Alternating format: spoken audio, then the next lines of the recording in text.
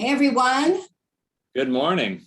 here we are, half or just about half of the proactive health collective of Keen panelist network, and Dr. Matt Abatelli here from Cheshire Wellness, and then me, Rebecca Montron from Wondrous Roots, right here in Keene at the Miller Forge building, both of us actually.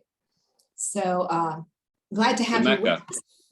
Yeah, glad to have you with us today. Be sure to use our chat if you want to ask us questions or make a comment or share any kind of information.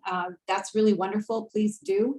Also, if you are, this is now being live streamed on Facebook, and I'm going to open that briefly. I'll turn my sound off, otherwise it's gonna be confusing. And I'll just be watching the chat in that as well.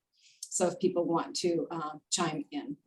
So Matt, why don't you take it away while I'm doing that? Okay, great. So when, Rebecca and I had gotten together saying, what is it that we want to bring to the table today? And, everyone's going back to school. That's a big thing here in New Hampshire. We're just going back now. I know some folks down south, so it's quite a few folks that are just getting back to school anyway. So we thought that it'd be a really good opportunity to just talk about that transition, how to keep the kids healthy. Obviously, immune health is a big concern this year as we go back in, and so there's plenty of things that we can talk about regarding that, and also just general stuff. So it's a big transition for the children and for the family. And so, I'm going to be right with you. And I'm just, again, trying to make sure I have this so that I can turn the sound off on this. Perfect. We are getting our technical and pieces still in order. The chat from Facebook. It's very different than working with the human body. The technology here. I know. Well, it just takes a little bit when we first get up and running, but we want to make sure, because some people don't attend via Zoom, and this gives us the ability to do both of that. But I do want to say that we started out with this topic. I did because I had a woman in a client the other day, and she has a 3-year-old who's going to preschool for the first time. Well, went on Monday for the first time, and so I was like, oh my goodness, does he have to mask? And she said no. But there's a big list of symptoms that you can't bring your child to school if they have them. And the top list is a runny nose. Now, any of you who've had children, try to have a child go all year to school and not have a runny nose for one reason or another.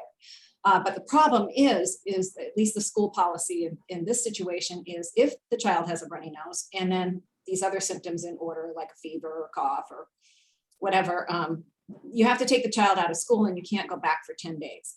So, she's like, whoa, I mean, we just know that kids they naturally get sick. That's one of the ways they build their immune system in the first place.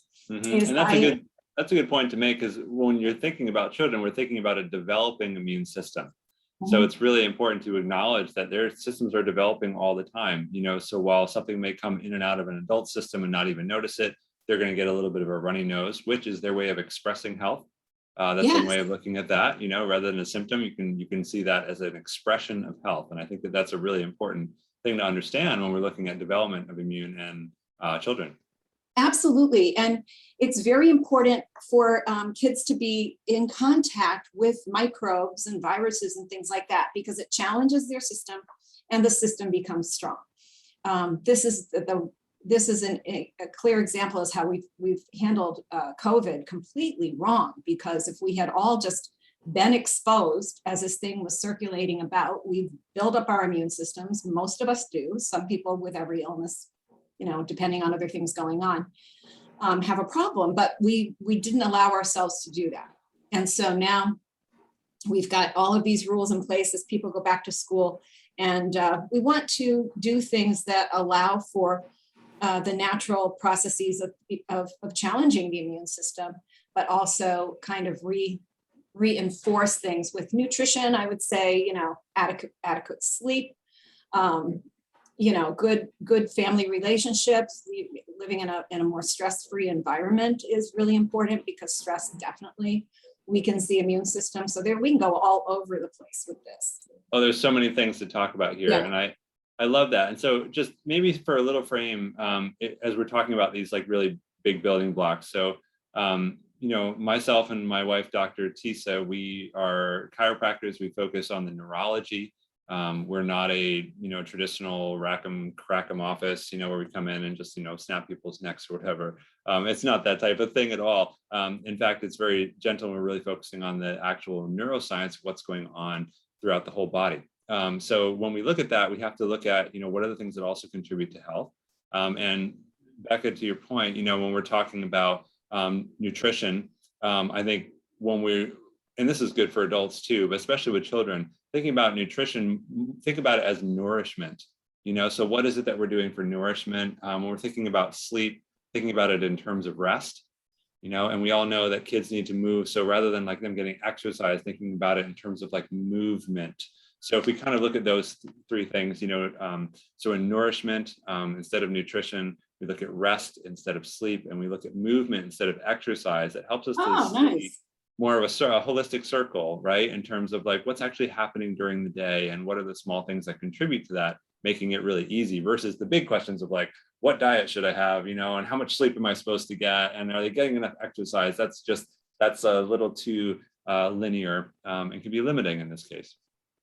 Yeah, and I want to make another point about kids going back to school, and that's when we tend to see outbreaks of cold. And this is because one of the reasons is because of the change in the, it's a change in the weather, where you're having some days you're having real hot days, next day you're having cold days. This is the way the fall is. You got Indian summer day, and then you've got, it feels like Thanksgiving. And so when there's a great difference in temperature fluctuation, it kind of weakens the immune system. It's kind of like if you drink too much, it weakens the immune system. If you don't get enough sleep, it does. If you are subject to these weather changes, and that's why people always think kids get sick in the fall, because of primarily because they're around other kids and they're passing all this stuff around. But I think this also has an effect on their immune system. So if you're basically saying the only kids who can come to school each day are kids who have no symptoms of anything going on in their bodies, boy, that's going to be tough. That's going to be a challenge. And I think that's a really good, point to make. So the stress on the system, so if you're enjoying and summer's going, and then all of a sudden we have a big shift in the weather, that's going to cause a metabolic shift, right? So we need to be putting off more heat. Our digestion is shifting, like our everything, biochemically, hormonally, like all sorts of things are shifting. So if you have a system that's already finely tuned, that is properly nourished, that's getting adequate rest, movement, and that doesn't have much interference in terms of stress or tension in the life, that system isn't going to get, classically sick. The immune system is still going to be challenged. They're still going to process whatever it is that comes in, but it's not going to be an outward symptom. Versus if you have any sort of stress going on, or as you said, like if you didn't get enough sleep, or, in the, adult world, too much alcohol or anything like that. And then also in the, children's world, too much sugar, because alcohol is really just sugar. So we really have to look at like both sides of that as the same coin.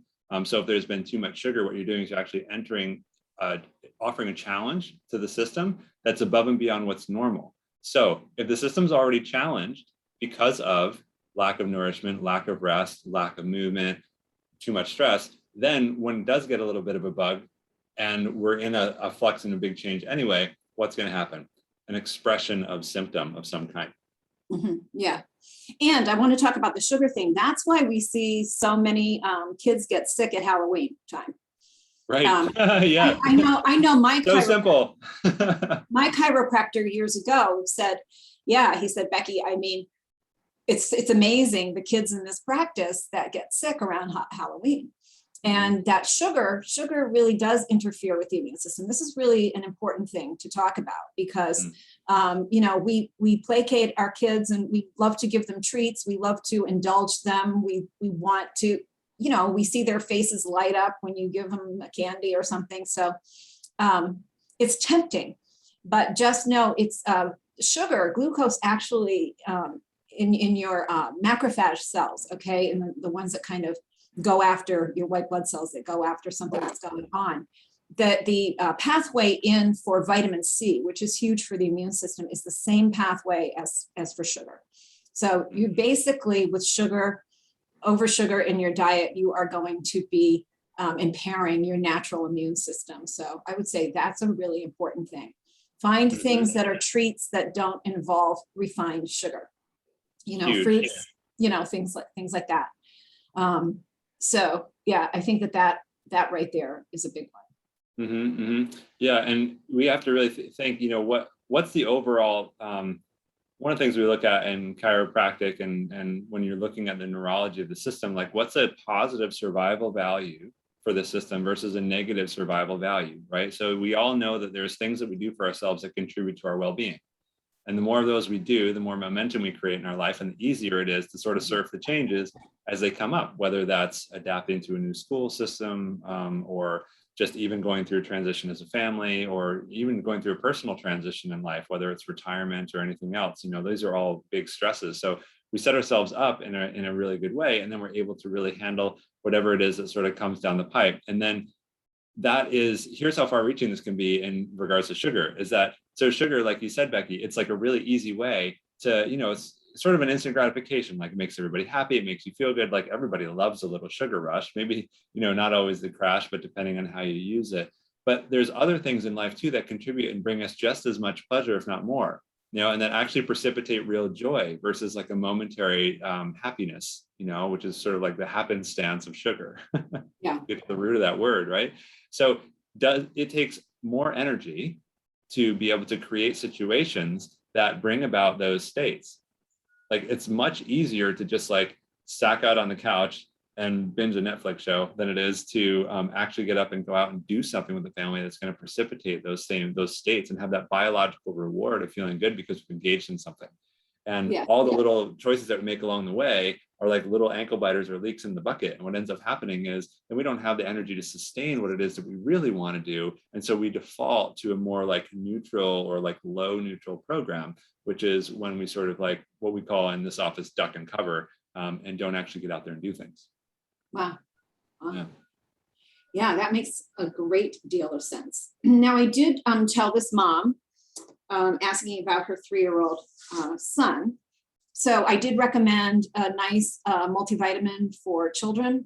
Great. A multivitamin mineral. I really like it. It's a Dr. Mercola product.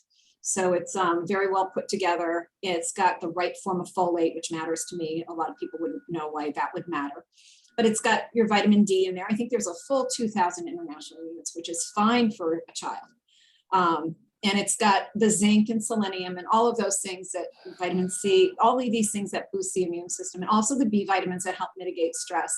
So I think, you've got that. And then I recommended to her a product called Moducare, which I've talked about many times, probably in different settings. But Moducare, it comes from white pine, but it's not pycnogenol. It's not that part of the plant. It's the sterols, the sterolins in the pine. And they work to modulate the immune system. So it's beautiful. It doesn't just go in and heighten your immune system, in an artificial way. Like, we wouldn't necessarily say, you want to take echinacea every single day to keep your white blood cell count up. You would more use Moducare. No, that's a bad idea. Yeah. So you would more use Moducare, because Moducare balances to the individual. So not only does it, it says here, Moducare taken in orally at 3 per day. They come to great chewables for kids, taste great. Restores weakened or reduced T cell activity in a balanced proportion of Th1 and Th2 cells, enables the immune system to effectively counteract viral diseases, common cold, which by the way is coronavirus, hepatitis, HIV, et cetera, and various microbial diseases, tuberculosis, et cetera. Moducare also corrects a variety of autoimmune conditions such as rheumatoid arthritis, usually arising from an excess secretion of inflammatory factors. However, Moducare is not a drug. It does not interfere with any metabolic processes of either the patient or an infecting agent, but it is rather a catalyst or messenger initiating a correction of existing immune system imbalances or maintaining adequate existing balances. So it's wonderful because a lot of kids today too have allergies.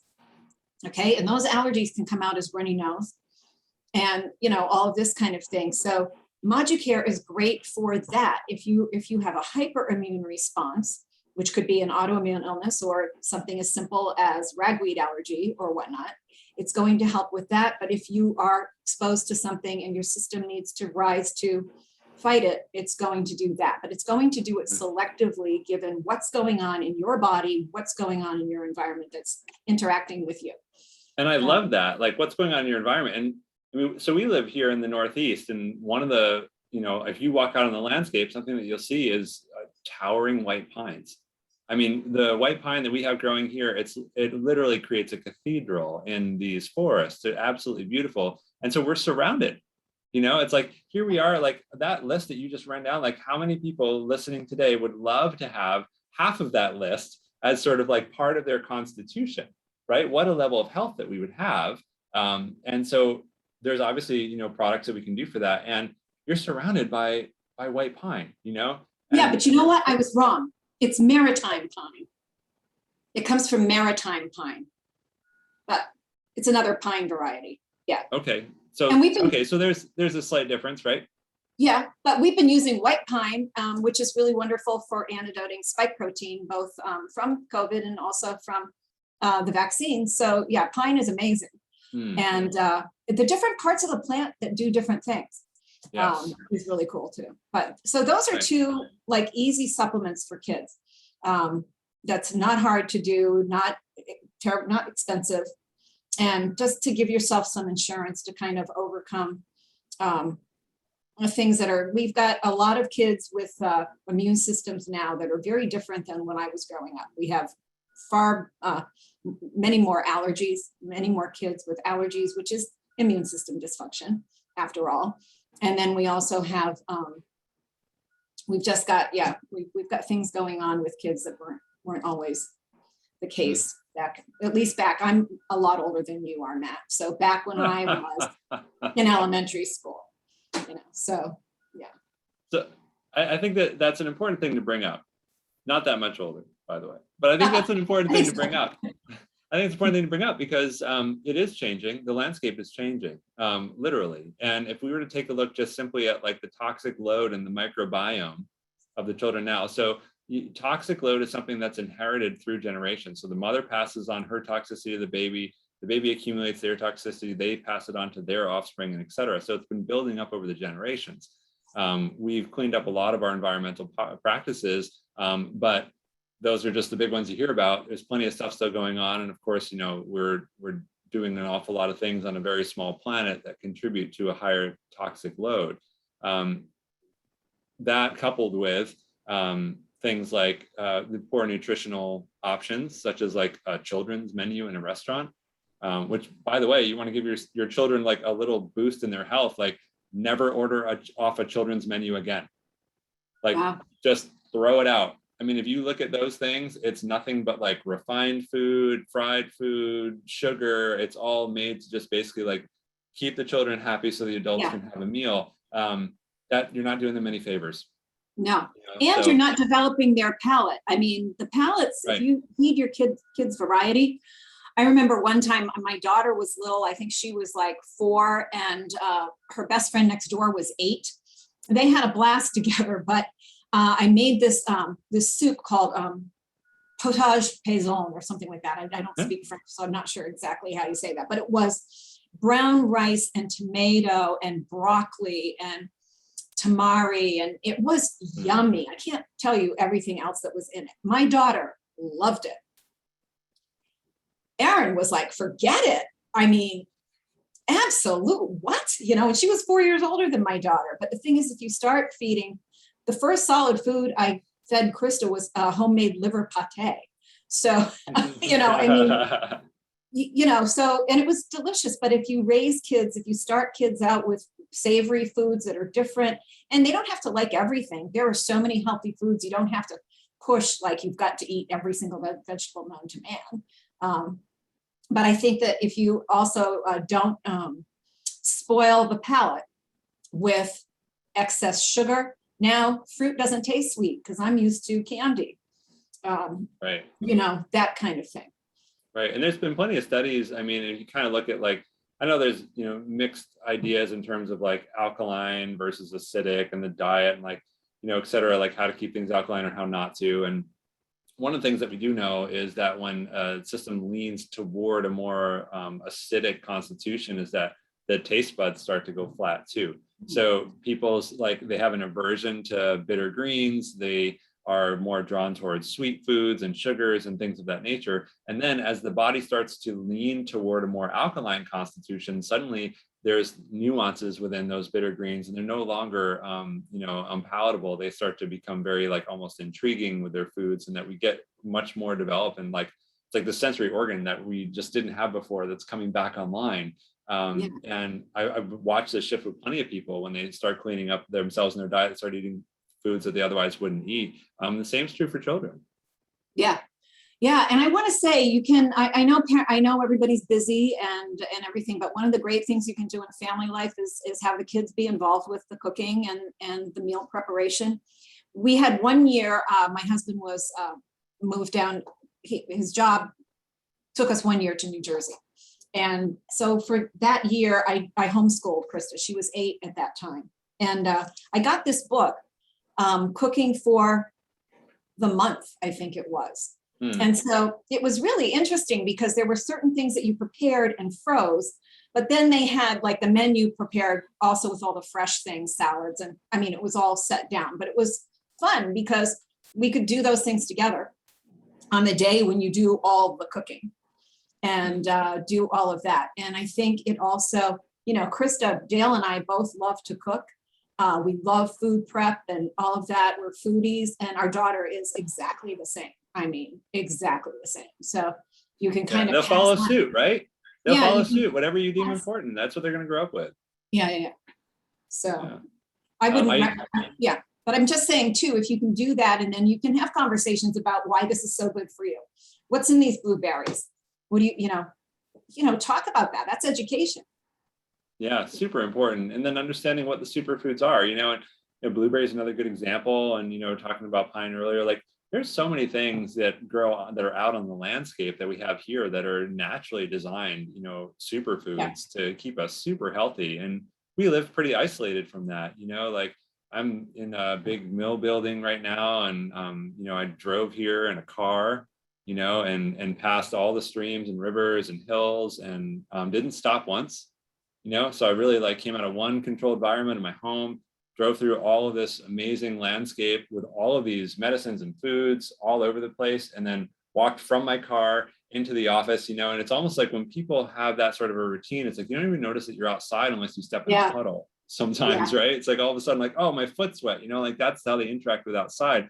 And so these taking a moment to do something like cook with your kid, first of all, it takes a lot of time and planning, right? Especially if it's something we're not used to. So back to momentum in terms of where's our actual health at? But then know that these routines create connection. And so when you have more routines of connection in your life, what you're ultimately going to do is that you're going to increase the health and well-being of not only your child, but the whole family hoop. So now they have a larger, strong circle of themselves because they interact with other healthy people on a regular basis, and they feel part of that. And what we know now through all the social biology studies that are coming out is that they show the larger the circle of you, and this is how I explain the circle of you. So the more connection you have to other people that are really meaningful, the healthier you're going to be. And that's something that can start right in the family. Yeah, definitely. And it belongs there. I mean, it's really wonderful, the things that you can just do to teach and to, going out, taking a walk in the woods, looking at ferns, looking at different plants. What are they? You can do, those little spearmint, I don't know, wintergreen. I don't know what they are, those little things, but I used to eat them in the woods, the little shiny. We've got wintergreen growing all over the place out here. Yeah, super fun. Having, letting the child taste and see, it's fun, and it opens up the world so much. But, if you can do things, if you can not spoil the taste bud for all of the constant sweets and candy and cookies and things like that. And, you know, a lot of our food too, it's not even just that it's got sugar, it's got trans fat. A lot of these things have trans fats that are really bad for you.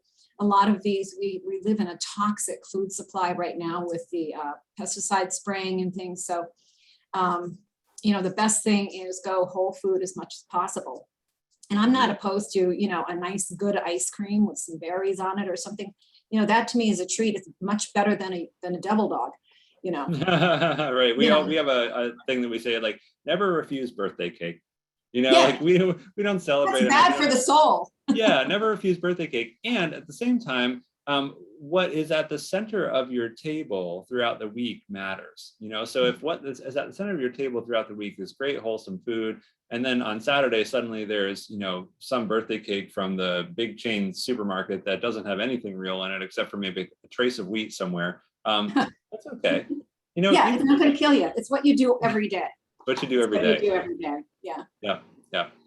So, yeah, I think that that's important. So, so transition times, you know, so here we are, we're in a big transition, you know, and I've got a lot of parents coming into the office who are like, yeah, I just need the dust to settle. You know, the kids are back to school, and, you know, once the dust settles, I'll be able to, you know, sort of like get back on my routine and all of that. And I think it's just important to really acknowledge that as we go through any big change, you know, even if it seems like slightly insignificant, like it's going to add a little bit of added stress and a little bit of added tension. So it's really important to just take that moment and to really dive in and to kind of lean a little bit on those things that really feed us.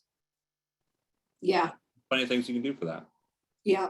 And what I'd like to know too is, because I know the form of, well, I know that chiropractic in general, I mean, all of chiropractic, but especially in the network spinal analysis that you and Dr. Tisa practice, this is also super good for the immune system. Mm-hmm. Yeah, I mean, it just is. When you have things flowing the way they're supposed to, everything works better. So, I mean, I would say that's a direct application.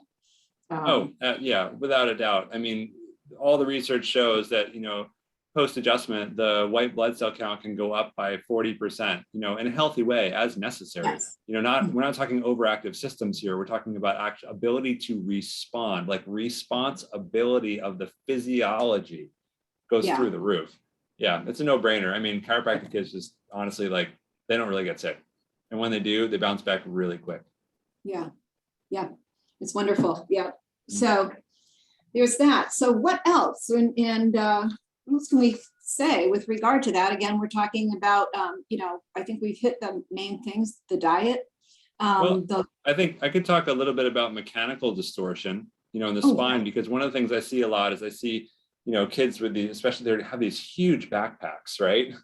It's kind of comical. It's like, you know, if a strong wind came through, they'd all topple over. They've got so much in that backpack. And it's really important that if a kid has a backpack, making sure that they have really nice wide straps. You know, there's some of these little cinch bags that just have cords on them, and like that's going to really dig in to the physiology and not only cut off blood supply, but put undue stress on certain bones and joints, you know, and thinking about the collarbones and the shoulders and these AC joints and all this stuff. So making sure that that's there. Some of them even have waist straps. So, you know, teaching the kids how to use those properly, finding a bag that isn't too heavy really makes a difference. Figuring out, you know, are they carrying everything every day? Do they have to? That sort of thing, and really setting them up so that they're not overburdened carrying too much, because what that will do is it will cause the posture to do this. And when the posture does this, so if I do that from the side and I go like this, what happens is the head's coming forward, ears coming forward over the shoulder, and that's increasing pounds of force on the brainstem itself in the spinal cord. So literally it puts mechanical distortion on the spinal cord, and it decreases the body's ability to communicate. So it's like, oh, it's just a heavy backpack. Well, not only is it a heavy backpack, but now they don't really know where they are in time and space, and everything is compromised, including their immune function. Yeah. Yeah, I never thought about that, but that makes just a heavy backpack. Yeah. And what kid doesn't carry a backpack? Right. They all do. Yeah. So finding a good one matters. Yeah. A good one, and one that's the right size for your body. And yes.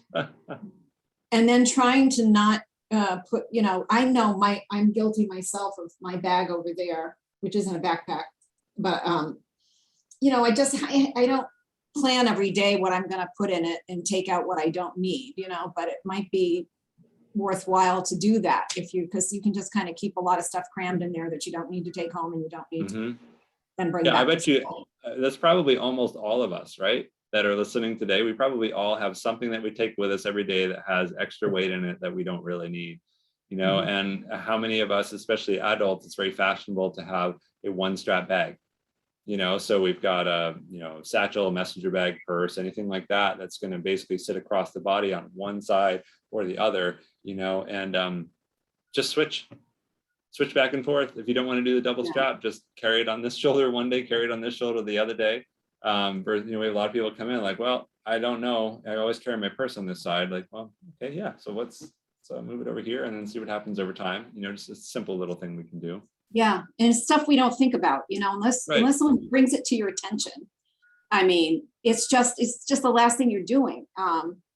So Amanda Pistola says, love hiking bags as backpacks. She has two young boys. So you can utilize, what did you say? I don't see it. It was there and then it went away. Well, that's a great point. Like, what a hiking pack is going to be built for, like, stability. I mean, uneven terrain. It's made to stay on your body and stay on your body well. Yeah. So, like, that's a really good line of thinking. There's plenty of products out there, people that are just trying to sell you things, I just need a backpack. Yeah. And I didn't see the stuff in the chat until just now. So I hope everybody can hear us now. But anyway, love hiking bags. This is what Amanda said. She's been on with us before, as backpacks, so you can utilize a waist and chest strap. Then you have a multi-purpose bag for school and leisure. Has waist and chest strap. Yeah, waist and chest, there you go. So you're keeping it really centered right on the core. So there's not as much shifting that's going on, and then depending on how you load it. Yeah. Yeah. And then overall movement, again, back to movement really matters. So if the kids are super active and they're playing outside, and they're playing outside in nature, so there's like an element of sort of like gentle and controlled risk to it, like they're balancing on logs and they're jumping over things and they're running around, like when they do that, they're developing core strength, their proprioceptive awareness is increasing. All these things really matter. Versus if we're just kind of in four walls and we're walking on flat concrete all the time, we actually don't develop that awareness.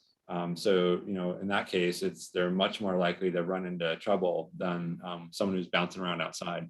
Yeah.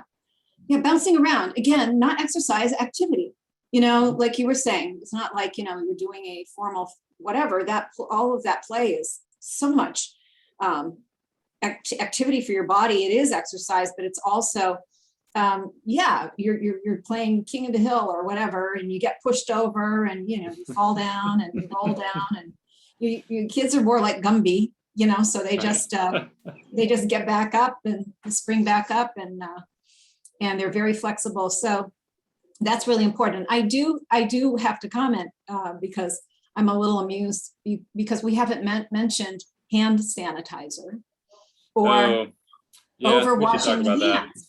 Yeah. So you don't want to sanitize your kids' hands. That, number one, it's not good for the skin. Number two, the stuff that goes into the skin and into the body from the skin is bad for you, but also you need to be exposed to germs. Don't overwash the hands. Don't constantly be washing the hands, and don't use a hand sanitizer. Mm-hmm. The rough and tumble, you got dirt on your hands or whatever. Sure, you come home from school, probably the best thing you should do is wash your hands because you've been out all day. But please don't be doing that. Don't be sending your kids to school with hand sanitizer. Yeah, that was a real, we really missed the mark on that one. And I think, it's been creeping in, but we can think back. Anyone remember the norovirus, when all of that, sort of like exploded, and the cruise ships and all that. And then what happened as a result after that was that you started to see Purell showing up in all of the different schools and function halls and, like scout camps and everything. All of a sudden, everyone had, hand sanitizer everywhere. And you have this amazing protective shield on your entire body both external and internal, called a microbiome. And it's all over your hands, all sorts of, bacteria and viruses and everything else. That basically is like the fabric of life. And a lot of that is really good. There's really good bacteria on your hands. And what that does is that it actually helps keep away that other stuff that would be more of a challenge. So when you use something like hand sanitizer or antibacterial soap or any of these other things that you do, is you wash all of that protective layer off of your hands. And now basically what you've done is that the very first sort of like defense that your immune system has is gone. Yeah. Gone. And it creates opportunity. So now we have an opportunity for an opportunistic infection to kind of jump in. This is very similar to not getting enough sleep, not eating right, not taking, supplements that are really going to support you, not getting your nervous system checked. Like all these things contribute toward making more of an opportunity for a bug or a virus. And it's anything from just, a mild little like cold or, even allergy to all the way up to some of the big hitters, that we're talking about right now in the mainstream, so it all matters. Yeah. It's super important. I remember reading, it was years ago, but that kids had, I can't remember if it was more ear infections, it was something when they're in people, there was more infection in kids and people who use dishwashers, believe it or not. I would believe that. Yeah, because, I love my dishwasher and I'm not going to part with it, but just because everything was so nasty, neat and sort of sanitized. And then also there's a study that shows that infants whose parents kiss them on the lips have far fewer dental caries. Huh, that's cool. Yeah. Okay. Because you're getting the baby is getting exposed to all these different things, and the baby's immune system is primed. Kids who live out on farms, they've shown that most kids who live out on farms and they're running around in the dirt, it's probably got manure mixed in with it and all this kind of stuff. They have a great percentage of them have tetanus antibodies without ever, having a tetanus shot, because there's just, that in the dirt and you get exposed to it. And then you build up your antibodies. So it's kind of, it's just, and that's a huge thing to understand, right? It's like, we're not saying like, hey, medicine is bad or anything like that. Like, no, necessary when necessary. And it's really important to look at, where does true health come from? There was this really neat study that they did back in the 2000s, and they took a look at, it was the tick belt down in New Jersey. And so they have all the migrant farm workers who come up. So they have epidemic Lyme rate down there, right? And I think we could say that really about the whole East Coast if we were, doing the right kind of testing, but that's another conversation. So what they did was that they took a look at sort of like the general population. And then then there's another thing they looked at, which was their pets, which I thought was pretty neat. So people were afflicted and are afflicted with Lyme disease and a number of other co-infections that all contribute. And then the pets were getting ill also with similar symptoms and testing for Lyme disease, et cetera. So then what they did was that they took a look at the migrant farm workers who are out there in the fields, in the ticks all day, every day. And this is so interesting. They would test positive for every single tick-borne illness that was present in that region, yet they were completely asymptomatic. Yeah. Whoa. Yes. And that makes so much sense. Now, that's true. We know that a lot of people have been exposed to Lyme, and their immune systems and the other ones, and their immune systems hold it in check. We found that when they started giving, first they started with girls, now with boys too, but the Gardasil, the HPV vaccines. Oh yeah, nasty stuff. All of a sudden, such a good idea. Right, all of a sudden people immediately had Lyme or Bartonella or Babesia. Why? Well, obviously they had been infected, but their immune system held it all in check, right? That's what an immune system does. And now that the vaccine, the Gardasil vaccine, just obliterates the immune system, especially in people with certain genetic things going on, which are very common. Now you've got the immune system totally attacked, and these diseases how can it be you just had a Gardasil vaccine and now you all of a sudden have Lyme? How could that be? So, Right. yeah. And So I think, here's an important thing to look at, the other side of that coin, because there's a lot of people out there that are sick with chronic Lyme disease, and the same thing can happen on the other side. Just so you know, a system that is riddled with chronic Lyme that, been told you can't get better and it's always going to be that way, you can flip the table on that too. It's all about just the overall health of the system, the overall momentum that you have in your life, what you're doing, and basically like what's the level of tension in the system and why is it set up for that in the first place? Because just like, a huge chemical insult, such as an injection of like Gardasil or whatever, is going to topple a lot, like straw that broke the camel's back, and then just sort of like make it a ripe environment for all sorts of stuff that's been in there anyway, just to show itself. You can also get a handle on what's in there anyway, and simmer it back down so that now it's not about living with chronic Lyme disease. It's just simply about having a healthy system where Lyme disease is no longer congruent with the health of that system. So yeah, chronic, I will say it's tough. It's tough. Oh, it is tough. It is tough. Especially in some very severe cases. There's really, in some cases, they're turning back. This is not a 100%. But I can tell you with 100% certainty that it is absolutely possible. Not for everybody, but that it's absolutely possible, and that it really doesn't have to be that way, and that it is a journey. And it's definitely, there's certain things out there that really do interrupt our lives, and chronic Lyme is one of those things. And it doesn't have to be that way. I'm just grabbing a book. Hang on. Yeah, great. Information age. This is Dr. Thomas Cowan, who used to practice in Peterborough. He's very famous right now and talking about all this stuff. But this is one of his books, Vaccines, Autoimmunity, and the Changing Nature of Childhood Illness.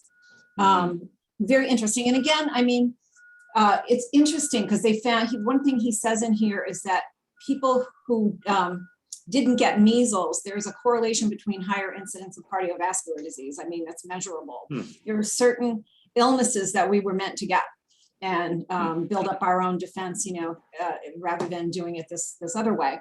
And but I agree completely with you, Matt, when you say that. And I tell people this, when we're talking about this current COVID thing,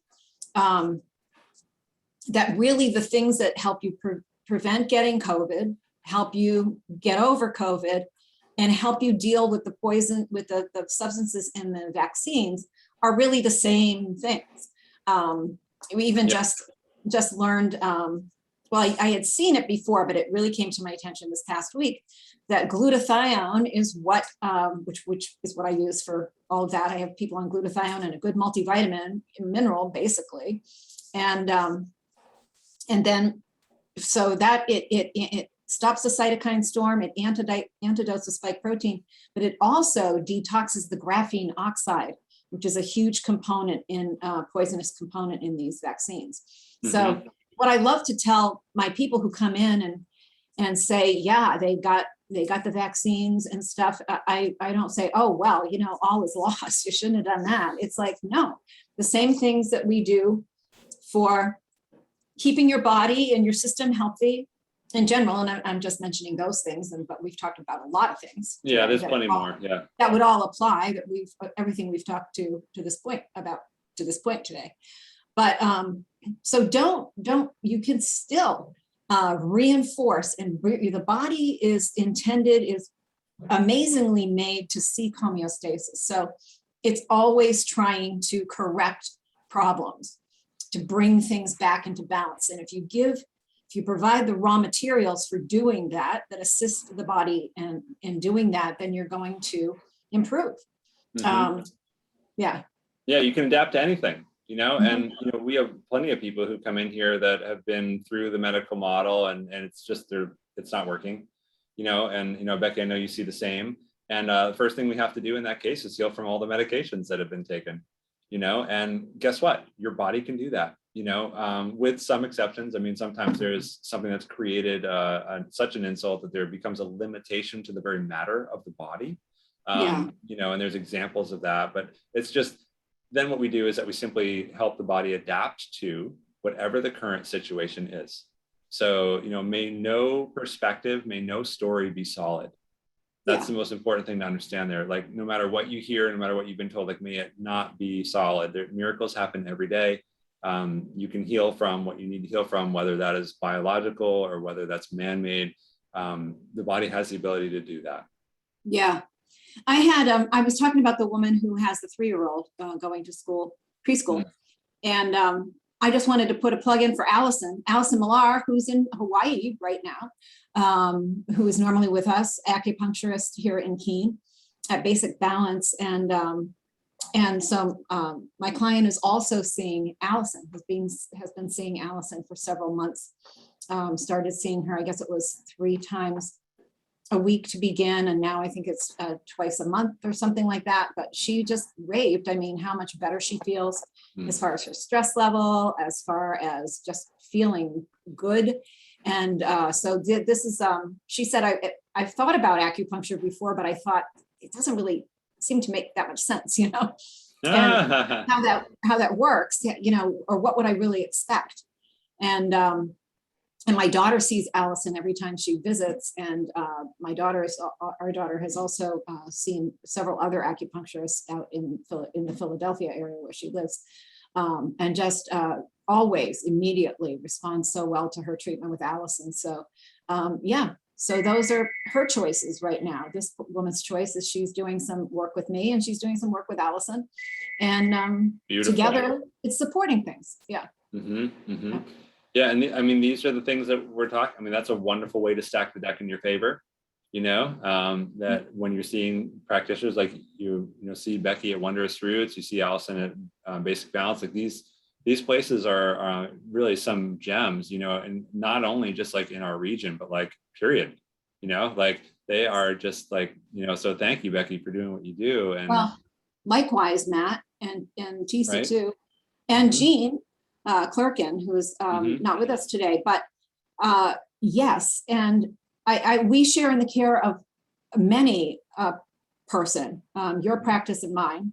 I mean, they go see you and they come right up here, and then they come up here, and then they go. And I've had so many people thank me and Mary for mentioning, for directing them to you, like very enthusiastically, like all of them. Wonderful. And I can say the same thing also. That really does make such a great stop that I see people going up after they come in here or beforehand all the time. They come in with your bags, and it's just, it really does matter who you surround yourself with. Yeah. That's the bottom line. Like, it really matters, and surround yourself with people who are supportive and congruent with the person that you're becoming, so especially if there are aspects of, your life or the transition that you're going through right now with the kids, or anything like that in school, like surround yourself with the people who are doing really well in these situations, and who will help lift you also, because all ships rise together. Rise together. I think, yes. And I think the thing about our practices is that we're more of a community. I mean, I think about when I grew up in my dad's pharmacy down here in Keene, and I would work at the pharmacy at different times, from 8th grade on up. And it was a community. It was a hub. People were friends. You came in to just, talk baseball with my father, or politics, or, something like that. And that's the feel we have here. And it's the same with you, with your practice too. People, they meet each other because they're in the entrainment room, or whatever you call that, together. They see each other. They oftentimes come in for the same kind of session. You meet somebody, you learn their name, and it's more that way. And the way you and Dr. Tisa and your staff interact with people is a very community-based friend dynamic. Well, thank you, Becky. Yeah. And I think, it all comes down to one very simple premise. It's just that we don't get sick alone, and we don't heal alone either. Everything has connection, whether chosen or not. And the one thing that this, COVID blip has taught us more than anything is like the necessity of being in community. I mean, so many lessons, but one of the things I hear this over and over and over, like people are so ready to be together. They're so thankful. I know, offices like the ones that, are here in the Miller Forge building, and some of the others here in Keene are really like some of the only places that a lot of people go. And so it's just the one piece about really coming together is perhaps the most valuable in terms of like getting well, and back to, the children in the school and the connection with the family, and like creating routines that really foster connection and those biochemical rewards of doing the things that we love that are going to contribute to their overall health and, immune development are just as important, because it's all the same thing. So, speaking of your staff, I'm sharing my screen because Amanda put this product into the chat, said it was worth looking at. The gut, yeah, that's so true. Jean would be all over that, where 70% of your immune system lives. Ion, gut health, gut strengthening, brain boosting, toxin and allergen protection. Wow, that's really a good tip. I'm going to check that out. I am going to check that out for sure. So, yeah, I mean, who wouldn't want more of one of those for? Yeah, I know. It's a Right. mineral supplement too. I mean, yeah, I'm sure I'm going to like that one. So I'll check it out and I might start carrying it. Yeah. Okay. Yeah, So it's important to, find the things that are congruent with you, and just know that, there's a lot of really good stuff out there, and, that you can't really go wrong if you're seeking something new and you're surrounding yourself with the right people. You're going to run into, that's a great example, of I don't know anything about the product, but, you're going to run into things like that. And let's just say that that's a really good one, then, okay, great. Like more and more and more of that, you will find yourself surrounded with it. Right. And that's what I tell people too. You don't need a list of supplements this long. You need hard hitters. You need the hard hitters. You need the things that really work within the body and brain and everything, and do multiple things. So that's the wondrous roots. That's nourish the roots. We don't need, I love herbs, but you don't need to take every herb that's good for your brain. You don't need to, you don't need to do everything, but you really need to concentrate your, your money, what you're spending your money on, and what you're doing on the things that hit a lot of things. I like it mean and lean, simplify, but amplify, So that to me, this ion thing to me would to me speak to that root approach.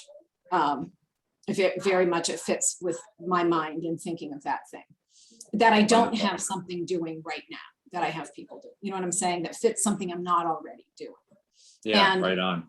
Right. And also Amanda, one of her children has autism, and she says it's a friendly product for them. Hey, and I think that's great, because as we all know, anybody who knows somebody who has autism, these poor, well, I'll say kids, but there's a lot of adults with autism now too, but the gut is usually a problem, that gut-brain connection. So a lot of them suffer dreadfully with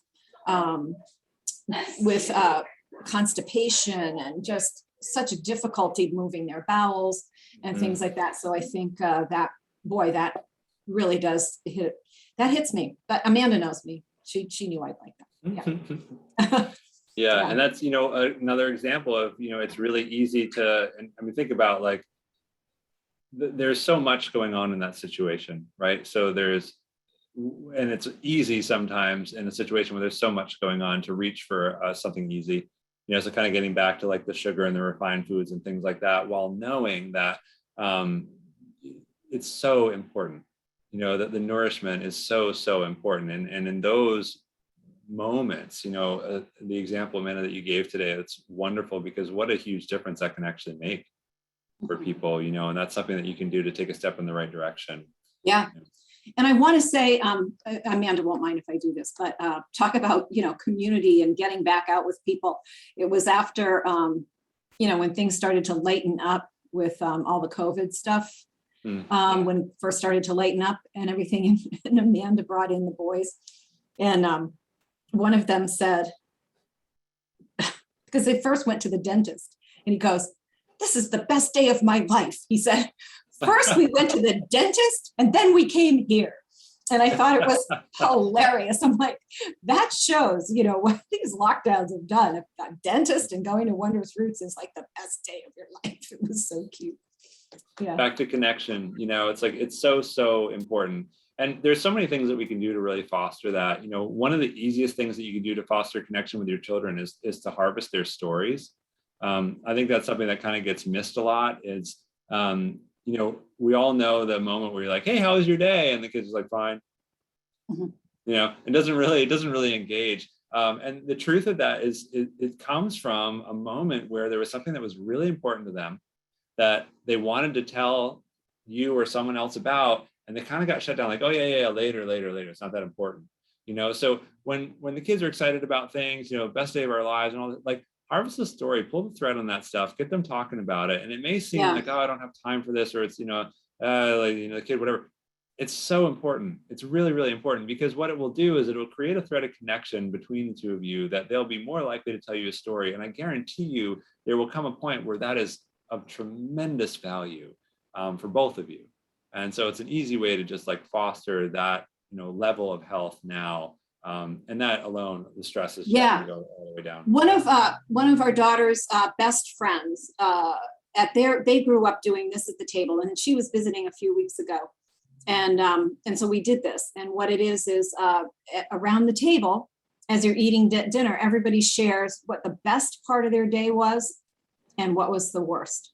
And everybody shares that. And I can't remember what it was for me, but the same thing was both the best and the worst. I can't remember, but that gets people talking. You're like, yeah, well, and then what happened to that person that was good or bad, or they perceived it that way or whatever, and everything. Then somebody else is saying, yeah, I know, I hate that when that happens, or, and then the stories do really flow. I think that was a really good point. Probably you get to share, and then you're validated in how you feel, and then you can actually be supported, because if you don't really know what's going on, then you can't really support people. So we do the same thing with our staff, and we do the same thing at home. And we used to do very similar. It was a rose and a thorn. It's like the thing that was the best of the day, the thing that was the pain of the day, really. And then we'd always follow that with a gratitude, and something that you're grateful for. Also, nice, yeah. That's just. It's a great habit. Yeah, you'll never find a lack for research on the power of gratitude. Thank goodness. And it just makes thank such a God. difference. I'm so grateful for the depth of research on gratitude. I'm very grateful. And I think as we're wrapping up here today too, I'd like to share some gratitude for this technological marvel that we're all communicating with right now. It's like, technology can be looked at as a thing that can be a negative health value, but also like we're tremendously grateful right now that we're able to all connect here and be in this in this community together because of this amazing technology that we do have. So I just like to share my gratitude for the technology today. Absolutely. And I want to we're very grateful for all of you who have joined us here today. We're grateful for each other and for those of our members of Proactive Health Collective of Keene who are not with us today. It's a holiday weekend. I hope you all have a wonderful time. Get some rest and relaxation. It's going to be beautiful for being outside. It looks like, at least where we are here. And I do want to say that we meet on the 1st and 3rd Fridays of every month. So our next meeting will be on the 17th.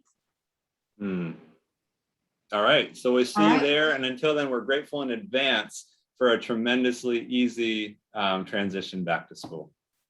Awesome. Yes. Good luck, everybody. So long. Bye-bye.